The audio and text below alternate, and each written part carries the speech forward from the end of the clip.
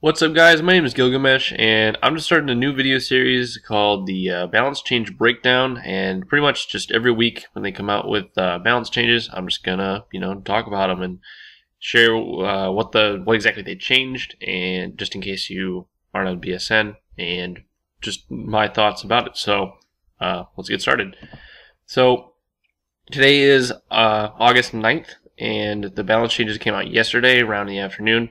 And the main thing that they're changing is the shield mechanics on Platinum. So what they did is they changed the recharge delay from 4 seconds to 6 seconds. So instead of it taking 4 seconds for enemies to start recharging their shields, it'll take 6. And they also increased the maximum amount of shields that these guys increase. So for the Atlas and the Geth Prime, it used to be 65% of their shields, and they upped it to 75. For the Phantom, it used to be 75, and they upped it to 85.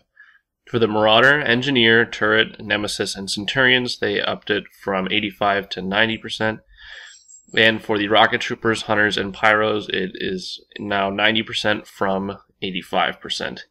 Also, what they changed is they increased the recharge speed of these shields. So per second, it used to be 16.5% with the Banshee, the Atlas, and the Geth Prime, and they changed it to 20%.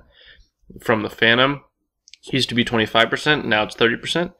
And for the Rocket Trooper, the Hunter, the Pyro, the Marauder, Engineer, Turret, Nemesis, and Centurion, it used to be 33%, now it's 40%. So that's pretty much the shield changes. So now let's move on to the other miscellaneous changes. First of all, they lowered the force required to stagger Phantoms on Platinum to Gold levels. So it will take as much force as it does to stagger a Phantom on Gold as it does in Platinum. The other thing they changed was that the arc grenades from male Quarians used to be 450 damage, and they changed it to 400 to match the N7 Demolisher. I didn't even know that they had different damage values, but I guess they do. Now they don't, so there you go. Other thing they changed is ballistic blades for the Batarian Soldier. The damage has been increased from 800 to 900 damage. And the one that everyone's talking about is the Piranha Shotgun received a small nerf today, or yesterday actually, a little bit below what it was the pre-buff when it came out. So it used to be 70.9 damage at level 1 and 88.7 damage at level 10. And now it is 61.7 damage and 77.1 damage at levels 1 and 10 respectively. So that's pretty much all the balance changes from this week. Just my thoughts about it. I don't play much Platinum, but I'm glad they changed the shield mechanic. I think that the way I've been hearing it is that the shield recharge, that they would recharge too fast, and people were getting annoyed with that.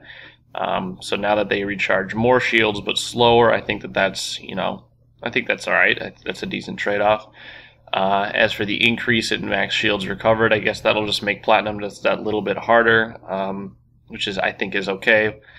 And then as for the other changes, I'm glad that Phantoms are easier to stagger, because I hate Phantoms. I don't really know why the Milcorian arc grenades were more damage, but it makes sense to decrease it, because those are pretty much the best grenades in the game, I'd say, except like maybe cluster grenades on the Drell Adept, but those are pretty good grenades, and I think reducing them a little bit is I think that's okay.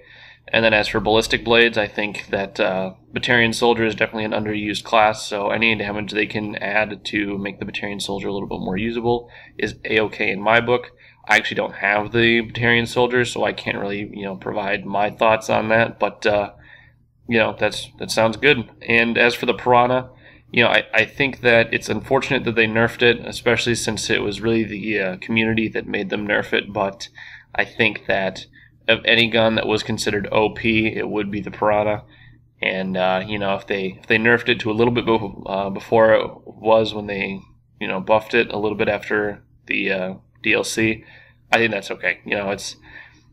It's enough to make it not super good, but it's still going to be good and still going to be usable. So yeah, that's just my thoughts on the balance changes of the week of the 8th of August. So thank you guys very much for watching, and if you want to see more of these balance change updates every week, just let me know in the comments. So yeah, thank you so much for watching. I'll see you later.